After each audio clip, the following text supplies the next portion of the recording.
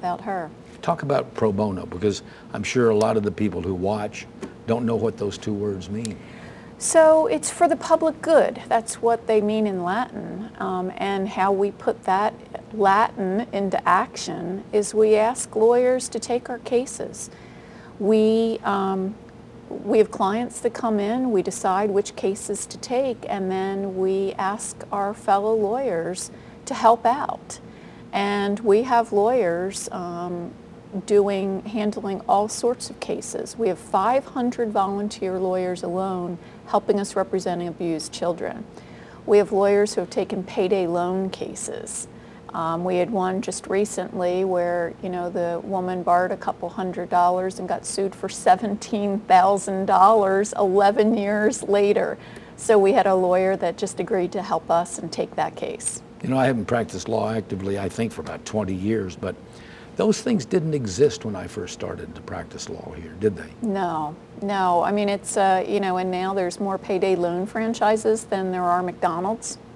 It's hard to believe. And there's some of the abusive practices, some of them have stopped. In the beginning, they were threatening to arrest people if they fell behind on their debts and scared people to death. But some of the overcharging is still pretty rampant. And we always urge people, think twice before you sign any document, before you do anything. We get a lot of people that come in, they take a loan on their car, a title loan, and then they're losing their car and their way to get to work. So we always look over the contracts, contact the title loan company, see if we can work something out, and sometimes we find something wrong with the contracts. Do y'all try to influence the legislature on things like that? Because it seems to me that, and I see these damn things everywhere, and they're a big concern to me. But talk about your relationship with the legislature in solving the problems like that. We use the legislative process all the time because sometimes there's a wrong, but there's not a remedy.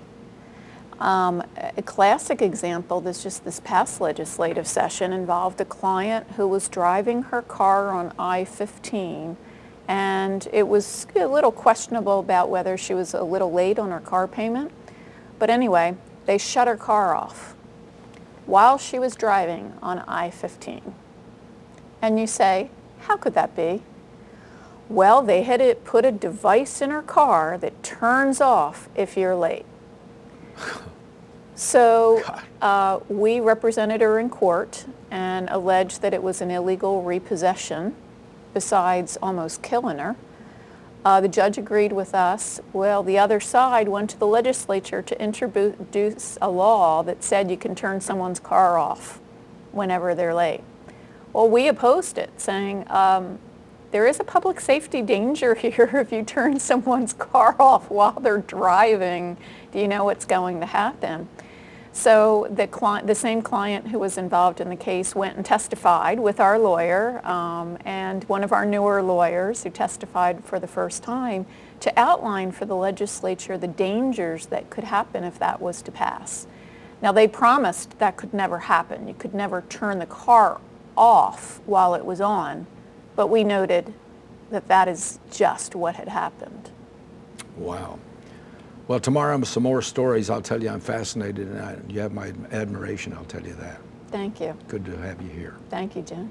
Okay.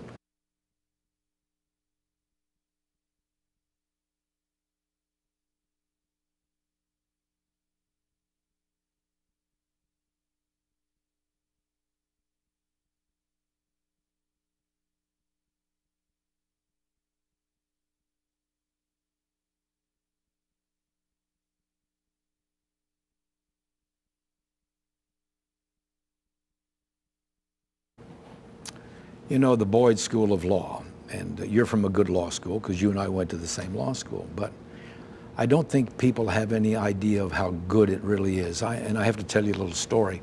I've been on a lot of law school boards, and I was on one where in the 100 years the law school had been there, they had never been ranked above number 125. And this one, after 7 or 8 years, was in the top 60s or 70s. So I called the dean the day the rankings came out. He said, don't even talk to me. Don't even talk to me because I know what you're going to say. how well that law school has done. So let's talk about that, because it is a true gem in the whole legal profession, plus a gem at UNLV in Las Vegas. Yeah, I mean, the William S. Boyd School of Law has just made such a difference in the community, and they've just done an outstanding job from day one. We have a great partnership with the school. When the school first opened, Dean Morgan said to me, "Hey, I'm thinking of requiring every first-year law student as a condition of graduation to perform public service. Do you have a use for them?" Well, that's who teaches our community legal education classes. They're supervised either by one of our lawyers or by one of the adjunct professors out at UNLV, but they're taught by law students. We also have a second-year program where we match a pro bono lawyer and a law student with one of our cases, so they can actually work on a live case while in law school. We have law students who are working for us. Right now we have 8 of them, and they're doing things like calling the banks for people in foreclosures to get payment plans. They're interviewing clients who are seeking bankruptcy. One of them, who's also an assemblyman right now, is reaching out and doing research to all the veteran organizations to talk about free legal services for our veterans who are in need.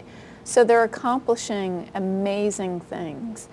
And it's not just the student, it's the professors. You know, when last year the Deferred Action Program was instituted for childhood arrivals who needed protection, our office was besieged with calls of people wanting legal help.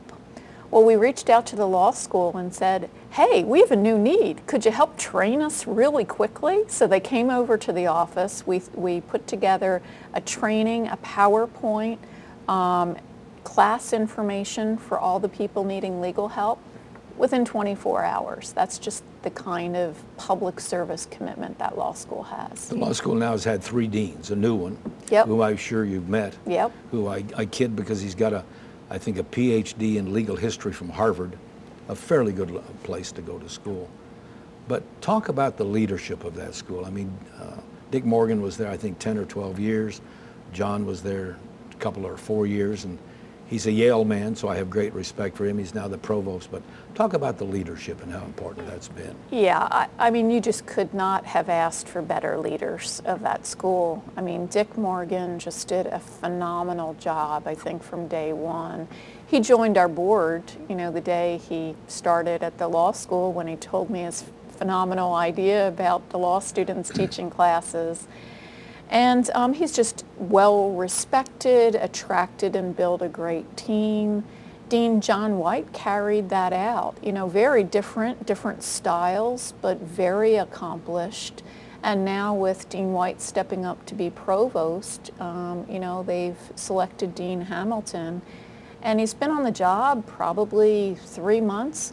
I probably have seen him 40 times in those 3 months. He is out there everywhere in the community meeting people. He's come in with some great new ideas. I think he's going to be another treasure. So I think part of their success has just been the outstanding job they've done at attracting the top dog, because that's, you know, the faculty follows who you have at the top. You know, I used to kid Dick about the fact that there were 4 or 5 states that there was a warrant out for his arrest.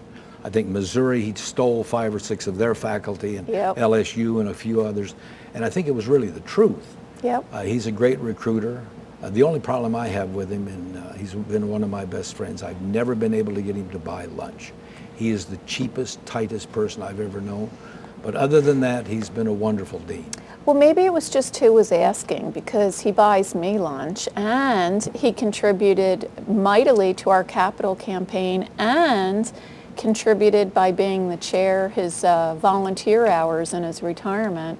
As a matter of fact, he's going to be honored by the Nevada Philanthropy Council as the Volunteer of the Year for 2013. I'm glad to hear that. I'm really glad to hear that. John White, and now that he's become the provost, he and I had discussions about this as to whether he was abandoning the law school. And I felt that being the provost would actually strengthen the law school. How about that? Yeah, I think that's right, because now we have someone in the #2 position who just has such a vested interest in the continued success of the law school. So I saw it as a twofer, not as a downside, because he just really, really cares about the law school and the UNLV community. He's, you know, I think he's a treasure. I think we made out by keeping him in that slot. Well, when you look at the 200 some law schools in the country and you realize that we've had the top people from the top law schools, UCLA, Yale, et cetera, it's nice to see that quality of leadership there, because it brings everything up, doesn't it? Yeah, it does. And then the faculty members get involved in the community, whether it's clinics. I mean, they've done outstanding work in their clinics. You see them looking at law reform initiatives such as the Juvenile Justice Clinic at Thomas and Mack, looked at why all kids were shackled in juvenile court. I mean, should a 13-year-old girl who was picked up for a minor offense be shackled? The same as perhaps someone who's 17 who, you know, committed what would be a felony by an adult. Because of their work, the entire process was restructured. Well, so they're doing good things. Tomorrow, let's wrap it up. Okay. Although we'll wrap it up for this session, and then you'll come back, because the success of your programs and the law students and the law schools here has just been fantastic. And it's so good for the community to know how important you've been to the community. So tomorrow it's wrap-up time. Sounds good. Thank you. Thanks for being here.